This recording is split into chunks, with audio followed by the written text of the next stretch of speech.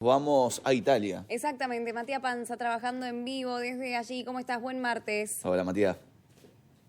Buen martes para ustedes, Sofía, Diego. Saludamos lógicamente a la audiencia y obviamente tenemos que hablar del tema Venezuela. ¿Cómo impactó en este caso en Europa y precisamente en Italia? Las primeras palabras oficiales del gobierno italiano fueron a través de su canciller. Hablamos de Antonio Tajani, que justamente utilizó la red social X para manifestarse en contra y para poner un tono de duda sobre las elecciones que acontecieron el domingo en Venezuela. Para no equivocarnos y citar justamente al funcionario italiano, escribió: pedimos resultados que puedan ser verificados y el acceso a los documentos.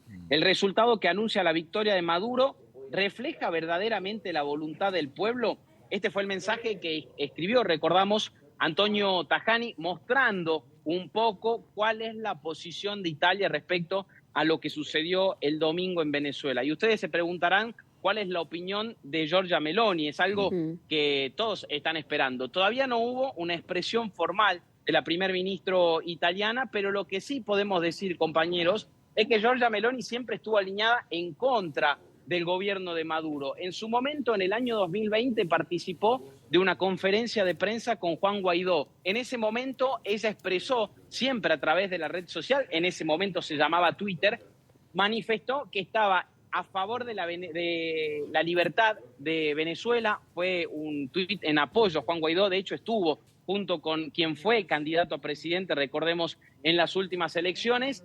De ese tuit se puede justamente manifestar y entender un poco cuál es la posición de Italia y sobre todo de Giorgia Meloni. Otro dato que tenemos y que queremos resaltar justamente es la presencia de Giorgia Meloni, y estoy tratando aquí de recordar el nombre para que no tener ningún tipo de error. En noviembre del año 2019, Giorgia Meloni se fotografió con Vanessa Ledesma. Vanessa Ledesma es la hija de quien fue alcalde justamente de Caracas, que estuvo secuestrado por el régimen de Nicolás Maduro. Así lo denuncia Meloni en este tuit. Vanessa Ledesma, que estuvo el día domingo votando en la sede de Milán, que tiene residencia aquí en Italia.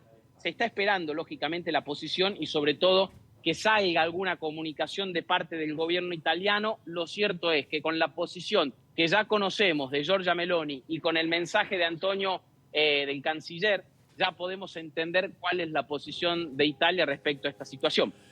Matías, quiero preguntarte, si bien vos marcás la posición de Giorgia y de autoridades políticas directamente, preguntarte si repercute a nivel mediático, ¿no?, allí en Italia, y también en la opinión pública. Digo, si es un tema de agenda en estas últimas horas o en cierta forma tal vez no se le da tanta importancia.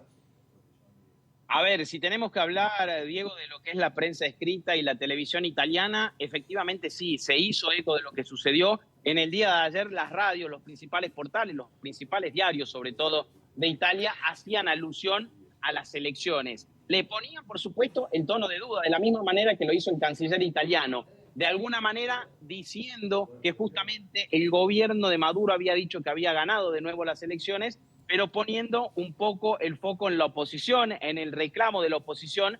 En el día de hoy, lógicamente, se volvieron a remarcar lo que estuvo sucediendo en el día de ayer en Venezuela. Lo hemos visto todos a través de la pantalla del Canal 26, a través de las redes sociales, las distintas manifestaciones que tuvieron lugar en todo el país, que tuvieron lugar también en distintos países. Por ejemplo, hoy, aquí en Italia, de parte del grupo de la oposición que acompañó a la oposición aquí en Italia, hubo una conferencia de prensa. Allí se tocaron todos estos temas, se habló obviamente de un fraude en las elecciones del domingo, se pidió un esclarecimiento y se pidió sobre todo, Diego, la participación de la colectividad internacional, la intersección, en realidad pidiendo de alguna manera a las autoridades, en este caso de Europa, que intercedan en esta situación para evitar lo que estamos viendo y que está sucediendo lamentablemente en las calles de Venezuela.